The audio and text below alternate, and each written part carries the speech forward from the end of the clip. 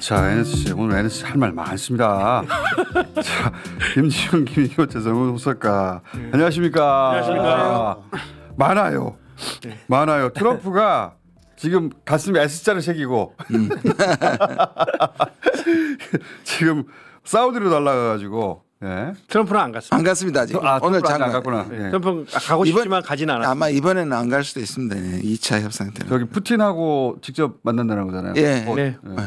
그래가지고 우크라이나 빼고 유럽 빼고 우리끼리 하자 얘기를. 네, 미국과 러시아 간의 고위급 회담이 리야드에서 어제 있었죠. 예, 예. 네.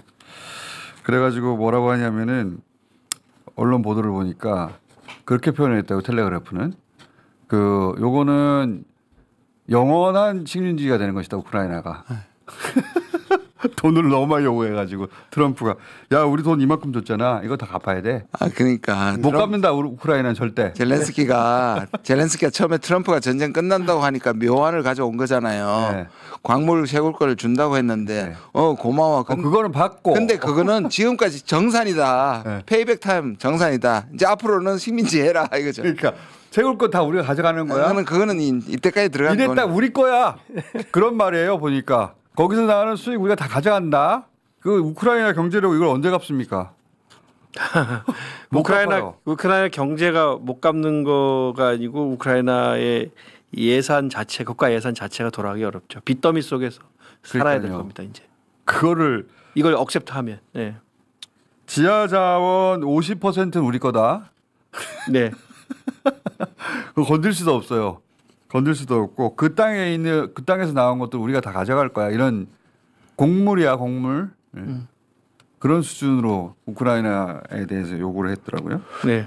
젤렌스키는 끝난 거죠. 젤렌스키 제가 못 살아날 거라고 제가. 네. 이 양반 죽을 것 같아요. 진짜. 지금 유럽도 심상치 않은 게요. 그 유럽 정상회담이 지금 발등에 불이 떨어져서 모였잖아요. 그렇죠. 다 나라가 들이닿는데 일단 G7에 속한 유럽 국가들 그러니까 영국, 프랑스, 이태리, 독일 특히 독일은 경제가 완전히 폭망했습니다. 지금 전쟁 때문에. 네. 폭망한 상황에서 미국이 안전보장을 흔들고 있어요. 무슨 말이냐 하면 우크라이나에서 빠져나온 것뿐만 아니라 유럽 니들끼리 알아서 해라는 거예요. 그래서 거기서 가장 중요한 차이점은 뭐냐. 영국과 프랑스는 유럽 군대를 만들고 파병하자는 거고. 실제로 우크라이나. 더 이상 근데 다른 나라들은 특히 독일 가장 우크라이나에 많이 했던 독일은 미국이 한테 그렇게 당했으면서도 오히려 약해지니까 파병 못한다 그랬거든요. 무슨 말이냐 하면 트럼프가 이걸 너무 잘 알고 있는 거예요. 니들은 지금 경제도 망했고 그렇다고 해서 삐져가지고 미국의 소나기를 벗어날 수 없다. 그래서 유럽 정상끼리 모였는데 의견 통일이 안 돼요. 원래는 모여가지고 미국에 대항해서 뭐 유럽 군을 창설하다든가 그렇게 나가야 되는데 못한다는 거죠. 정치자들이 혹시 헷갈리실 수 있을 것 같은데 여기서 말하는 파병은 전쟁이 끝난 후에 우크라이나의 평화유지군 명목으로 가는 거를 의미합니다. 네. 네. 그것도 합의가 러시아와 싸우기 위해서 가는 게 아니고요. 그것도 합의가 안 되고. 그건 처음부터 불가능했던 거예요. 그래서 지금 왜냐하면은 유럽도 우크라이나 전쟁에 자원을 쏟아부었는데 트럼프가 안 껴주니까 우리 안 끼고 유럽이 안 끼는 게 아니라 우크라이나가 안 끼고 있잖아요 여기에. 우크라이나가 패싱됐죠. 우크라이나 그러니까 이 의미는 뭐냐면 그동안 한국 국민들도 서방 국민들은 의아하게 생각을 할 거야 아마. 왜 미국이 나서지? 러시아하고 우크라이나가 협상을 해야 될 건데 왜 러시아하고 미국이 협상을 하지?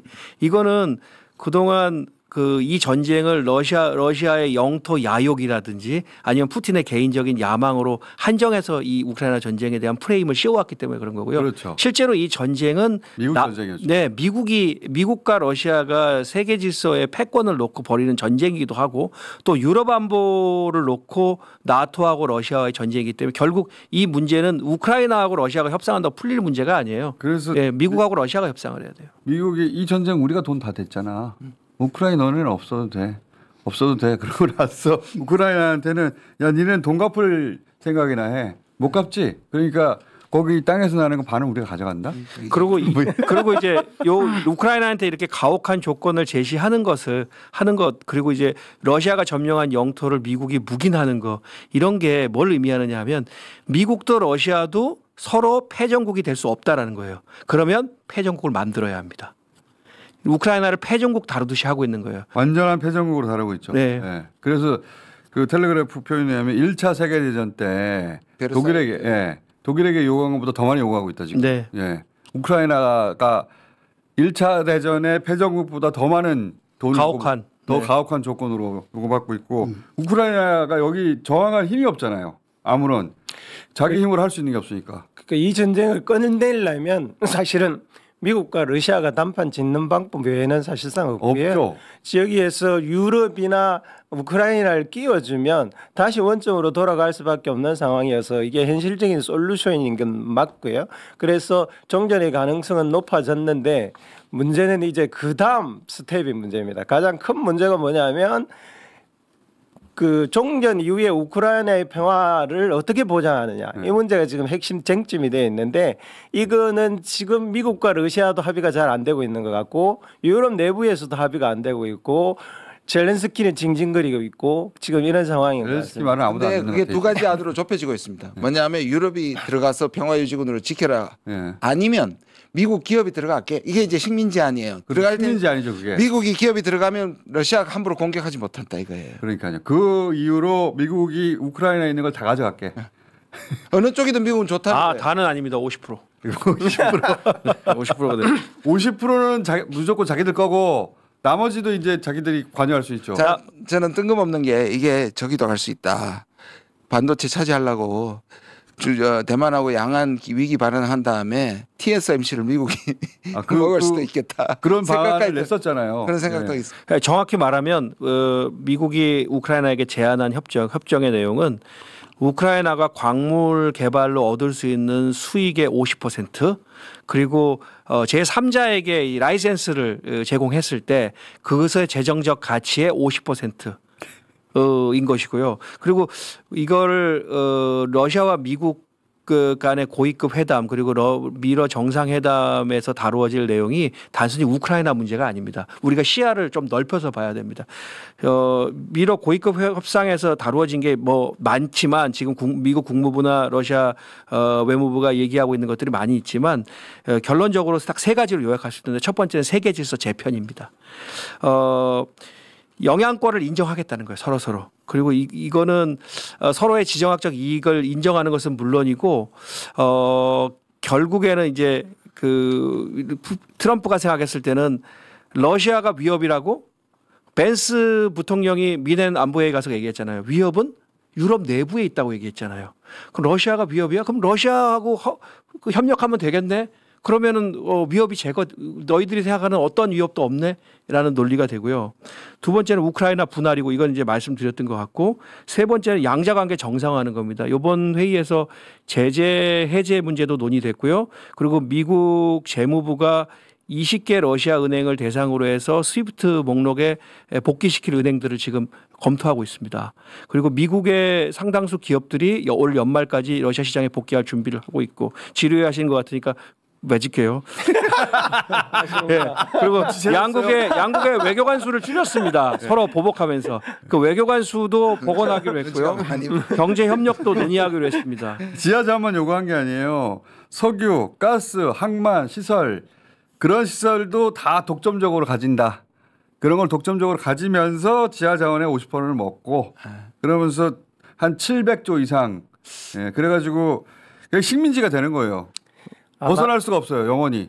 아마도 협상용일 것 같기는 한데요. 이대로 시행되면 역사상 이런 식민지는 없었습니다. 50%를 먼저 떼어가는 식민지는 역사상 어떤 식민지도 그런데다가 잠재성은 있지만 유럽에서 두 번째로 가난한 나라예요. 그런데다가 전쟁으로 망가진 나라한테 이렇게 삥을 뜯을 수가 있습니다.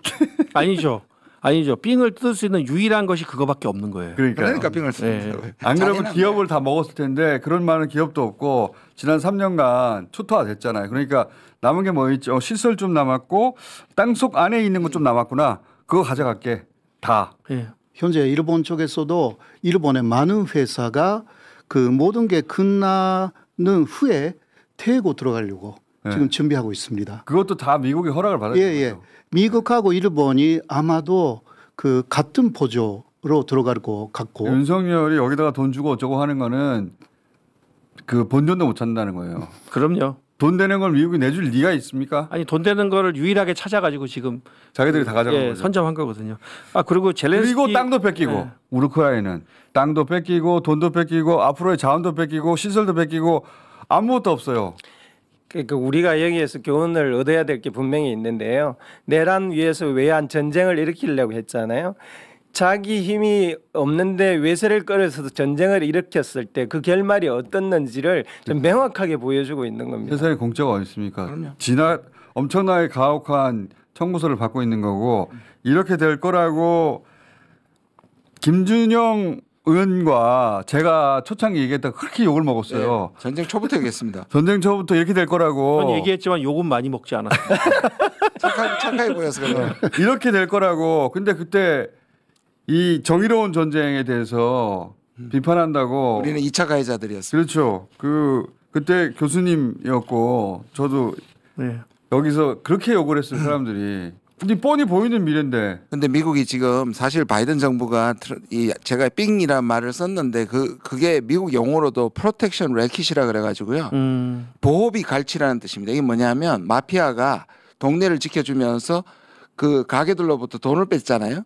그 형태와 비슷하고 이제 뭐라고까지 얘기하냐면 유럽이 5%를 올려야 된다. 방위비 분담. 그러니까 뭐냐면 이때까지 지켜줘서 돈을 뺐다면 이제는 네 건 네가 지키고 돈은 여전히 내라.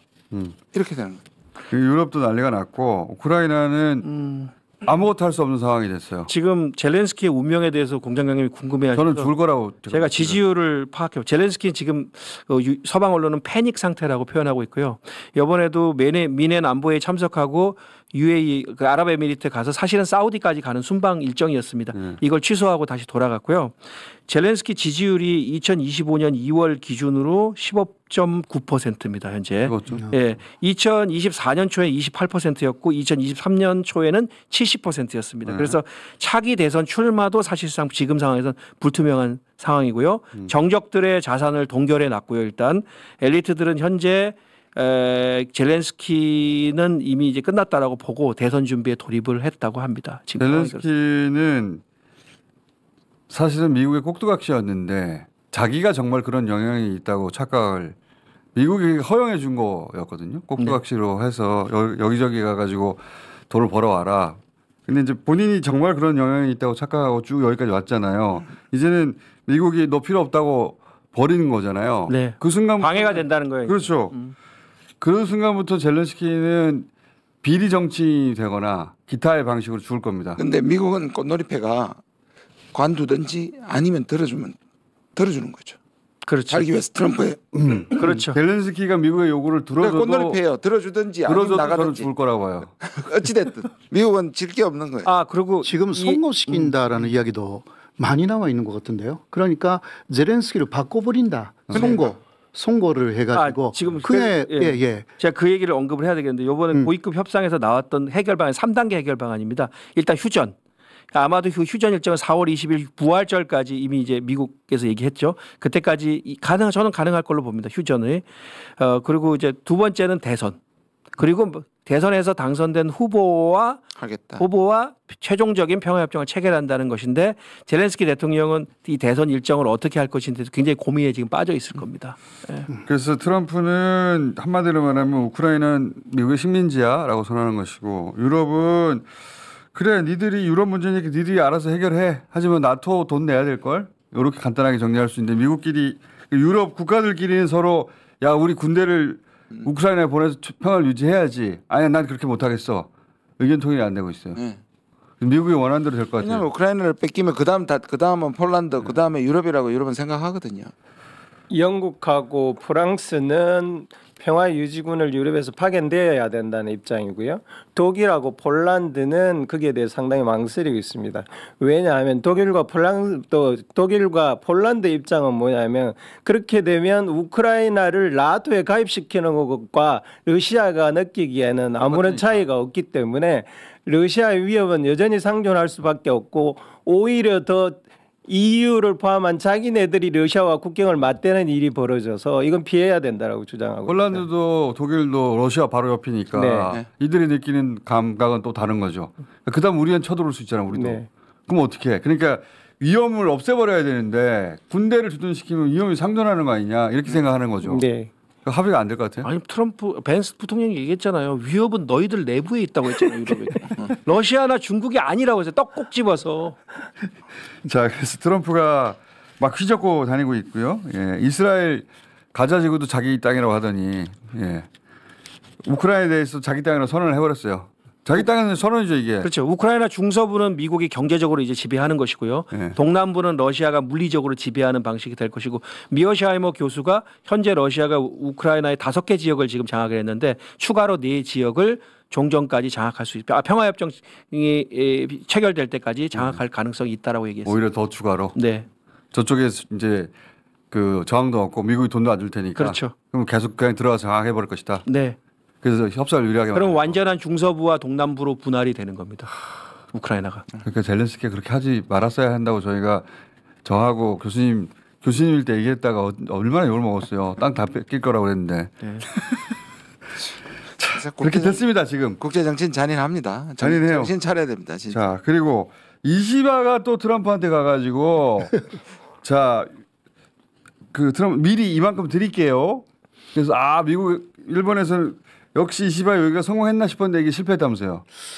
예, 뭐 실패는 사실상 처음부터 예정돼 있어요. 제가 말씀드렸잖아요. 안 될 거라고. 이게 아무리 그 선물을 줘도 그 트럼프는 거기에 많이 흔들리지 않을 것이다라는 이야기는 선물은 일본 고맙고 예. 그냥 받기만 하고 네, 요구하는 것은 다 할 것이다라는 예상을 하고 있었는데 먼저 자동차세 라는 이야기가 나왔지 않습니까? 네. 사실 현재 일본은 그 미국에 들어가는 자동차가 뭐 멕시코 공장이라든가 미국 안에 공장도 있기 때문에 사실상 관세가 없다고 해요. 네. 그래도 미국 쪽에서 지금 이야기하고 있는 것은 비관세 장벽. 비관세 장벽. 예. 이게 굉장히 크다고 합니다. 비관세 장벽은 갖다 붙이기 나름이니까요. 예. 우리나라도 부가가치세 10% 있는 걸 때려서 미국은 5% 정도거든요. 예. 그러니까 네. 관세는 아닌데 사실상 니네 체제가 우리한테 관세를 주는 것과 마찬가지야. 예. 그걸 우리는 관세로 환산해서 때릴 거야. 예. 거기까지 그 미국이 계산해서 관세를 매길 것이다라는 이야기가 지금 일본 안에서 상당히 크게 나와 있어가지고 결국은 거기에 대해서 어떻게 하느냐라는 이야기가 지금 계속 그 화제가 되어 있는데요.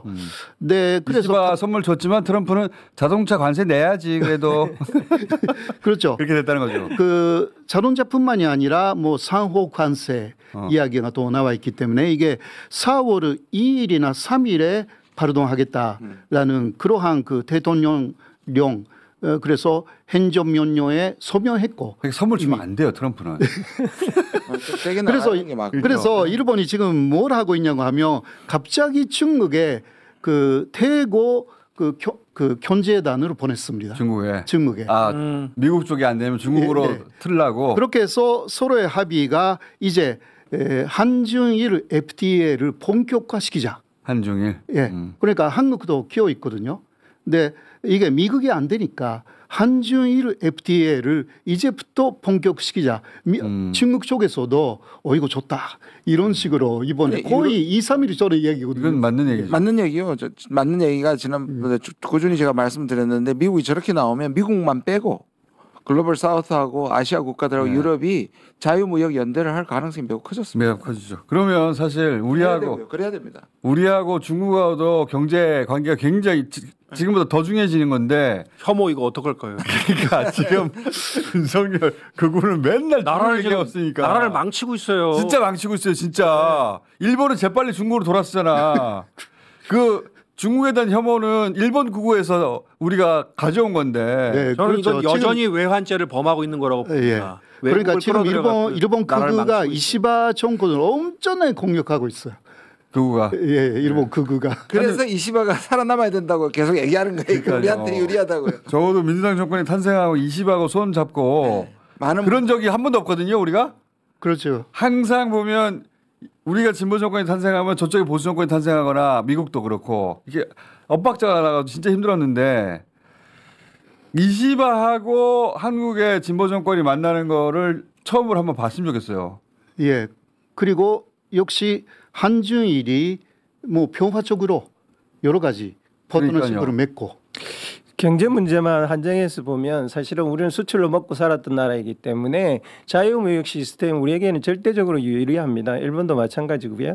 이제 트럼프가 보호무역주의로 돌아오는데요. 여기에 대해서 아시아 상국 나아가서는 이제 EU까지도 공동의 피해자가 되기 때문에 여기에 어떻게 새로운 경제 블록을 형성하느냐가 우리 미래에서도 굉장히 중요한 아젠다고 트럼프의 미래에 있어서도 굉장히 중요한 아젠다가 될 겁니다. 머리가 좋아야 돼요. 예. 우리 다음 리더는 머리가 참 좋아야 네, 돼요. 사실 거기 트럼프가 롤 모델로 하고 있는 사람은 맥킨리라는 대통령이라는 게 많이 알려져 있지 않습니까? 맥킨리는 아마 교수님이 잘 아시겠지만, 네, 한번 말씀드리겠습니다. 말씀하시는 참고로 의원입니다 이제. 의원님이죠. 그러니까 관세 정책을 엄청나게 벼르친 사람이죠.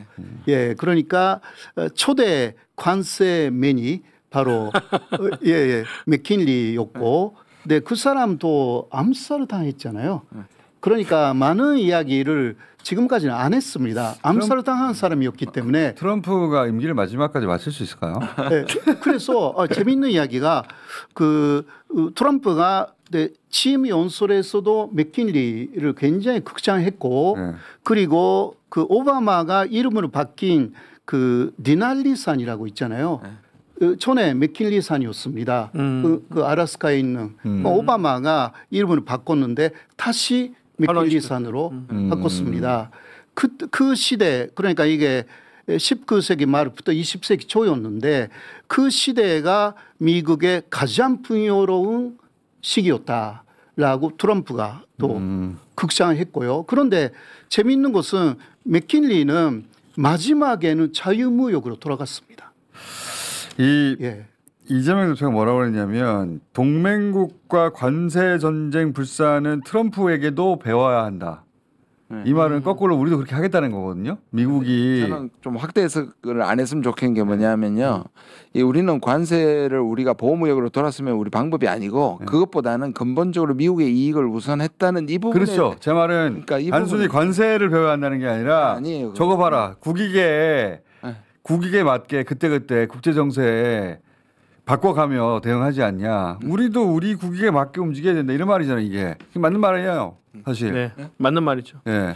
지금 민주당이 실용 외교를 내세우고 있는데요. 단순히 실용 외교라는 틀에서 더 나아가서 이제는 무슨 반민이 친중이니 국가 단위로 정책을 벌일 일이 전혀 아니고 반도체 정책을 우리는 어느 국가와 할 것이냐 혹은 뭐 자동차 정책을 어떻게 할 것이냐 이렇게 중심을 가지고 외교를 하는 게 이렇게 경제안보 시대라고 하거든요. 이 시대는 굉장히 중요하고요. 경제안보 시기에 국가의 역할은 핵심적입니다. 지금 우리 경제단이 미국으로도 간다고 하는데 그들이 가서 할 수 있는 역할은 제가 보기에는 거의 또 이시바처럼 선물 주고 오는 것 외에는 할 게 없다. 절대 그렇게 하면 안 됩니다.